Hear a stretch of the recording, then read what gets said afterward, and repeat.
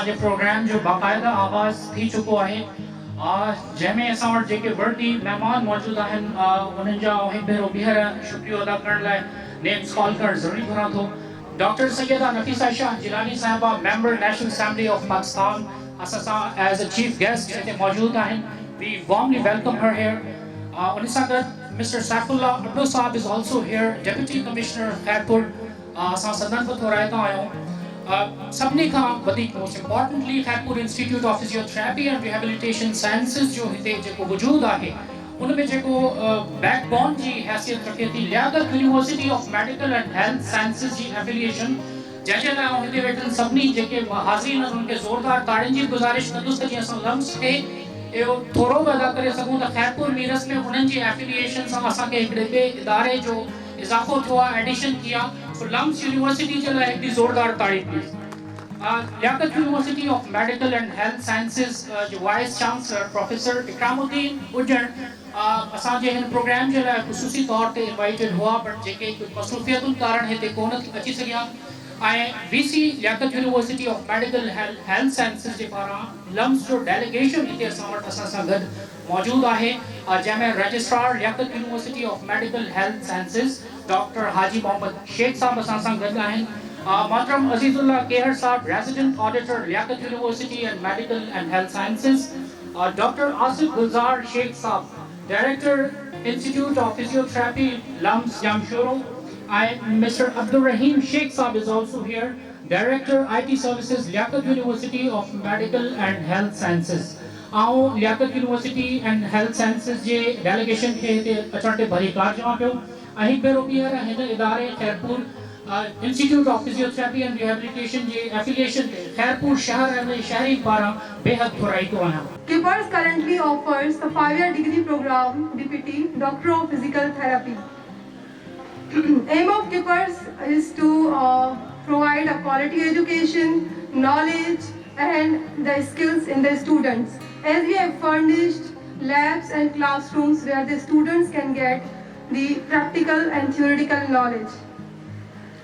We are affiliated with the prestigious university, Liaquat University of Medical and Health Sciences, Jamshoro, whose aim to produce the top-notch healthcare professionals. अगर scope ॾिसो ॾिठो वञे physiotherapy जो त physiotherapy जो scope जेको आहे उहो मुख़्तलिफ़ शोबनि में आहे।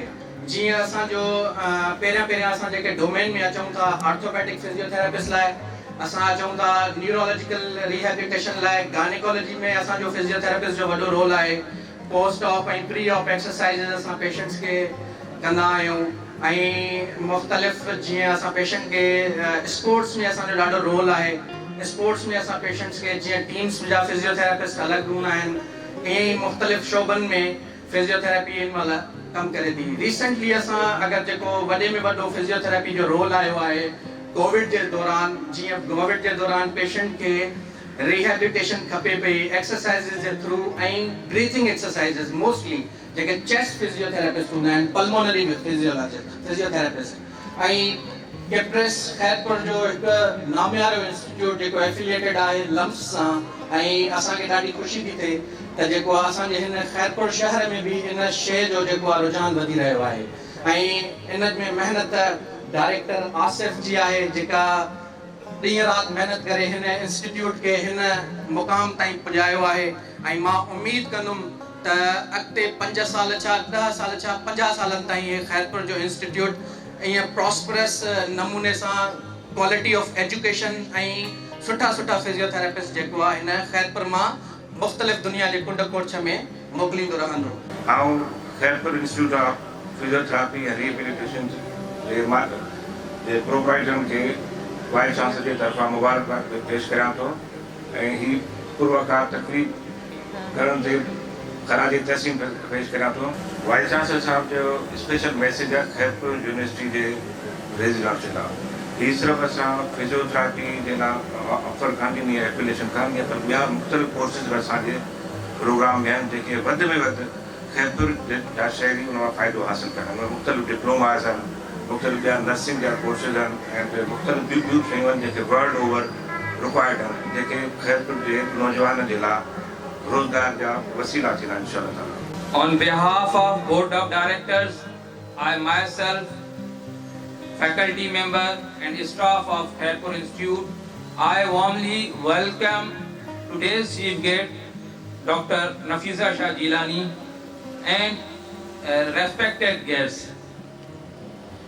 Being director of this emerging institute, I must take charge to proclaim our aim and commitment to ensure the excellence and the quality of education in the field of physiotherapy.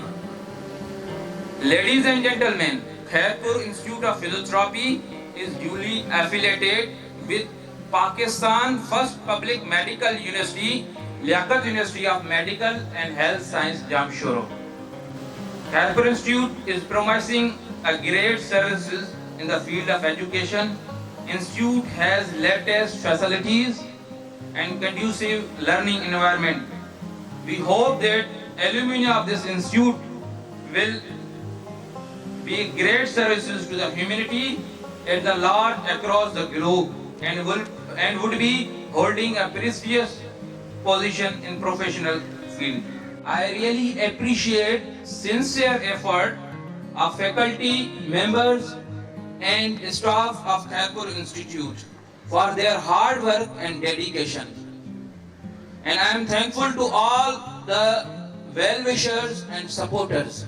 जिते visionaries होना जिते कने न कने कहीं मुआशरे में कहीं सिविलाइजेशन में कहीं जोग्राफिकल लोकेशन में विजनरी को विजन वारो लीडर पैदा थींदो आहे कि विजनरीज पैदा थींदा आहिनि ऐं उहे विजनरीज पंहिंजे विजन सां गॾु अॻिते वधी करे ऐं सोचींदा आहिनि त हिन मुआशरे खे के अहिड़े पासे ॾे वठी वञिजे जो इहो मुआशरो मथे खां मथां ई मंज़िल माणे त हू इंस्टीट्यूट्स एंड इंस्टीट्यूशन्स डेवलप कंदा आहिनि ऐं सुठियुनि शयुनि खे पॉजिटिव शयुनि खे इंस्टीट्यूशनलाइज़ कंदा आहिनि जेको मूं 2-3 ॾींहंनि में हिते फील कयो आहे त हिते तव्हांखे माशाल्लाह शाह अब्दुल यूनिवर्सिटी बि मौजूदु आहे हिते हिकु न पर 2 मेडिकल कॉलेजिस मौजूदु आहिनि हिते गिम्स जहिड़ो अहिड़ो इदारो मौजूदु आहे जिते पूरे मुल्क खां ॿाहिरां माण्हू हिते सहूलियतूं वठण पिया अचनि ऐं सभु फ्री ऑफ कास्ट सहूलियतूं मिलनि त इहे इदारा इन शइ जी गवाही आहिनि त ज़रूरु हिते को न को विजनरी लीडर या विजनरी लीडर मौजूदु हूंदा जिन ही इदारा ठाहिया आहिनि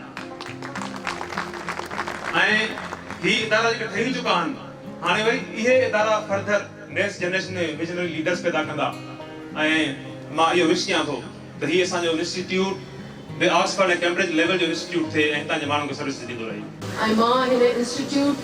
I'm really pleasantly surprised with this young gentleman, Asif. He has managed to come up with this very important institute. It is Shaikh Zulfikar Ali Bhutto who laid the foundation of institutionalization after the Talpurs. It is somewhat a junoon ji had tak ma samjhanti thi viyo baran mein. It is quite negative. के बारन के doctor कराइणो मां parents age बहसियत parents तव्हांखे चवंदमि for God sake ॿारनि खे ॿियनि फील्ड्स में बि मोकिलियो बिकॉज एतिरो उन्हनि ते जुनून तारी थींदो आहे कि अगरि मार्क्स फुटी पवनि ऐं मेडिकल में दाख़िला विच इज़ वेरी कॉम्पिटिटिव उन में नथो मिले त उहो ॿार जेको आहे उहो डिप्रेशन जो मरीज़ थो थो वञे ऐं उन में वधीक डिप्रेशन जा मरीज़ उन्हनि जा वालिद ऐं वालिदैन बि था वञनि मां एतिरो ॾिठो आहे कि हींअर हिन फेज़ में बि and this will be for Dr. Haji Shaikh. Please take my message to your principals also.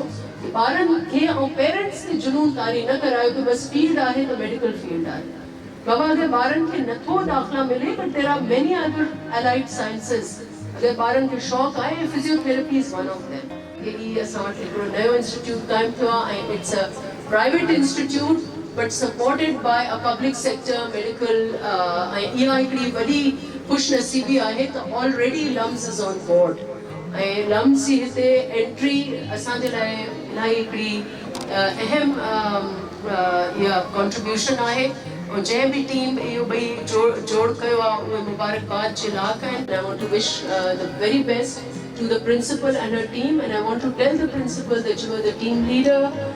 He institute jitro bhi taanke administration support kare financially and otherwise also you are the one who will make or break the institute and you are from this area, you are from Babarlo, your family is known to us, so I wish you the best and I would also say that please ही हिन इदारे खे तव्हां अञा वधीक मथे खणी अचो, असांजी सपोर्ट हर लेवल ते तव्हां सां